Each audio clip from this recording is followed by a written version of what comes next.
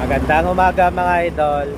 For today's vlog, bibiyahe tayo ng out of town.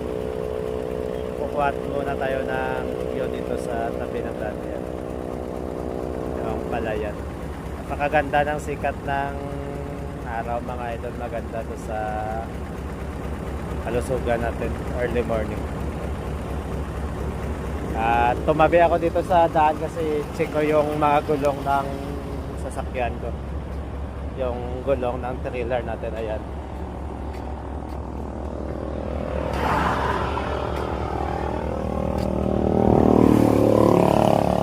ayan, all goods mga idol.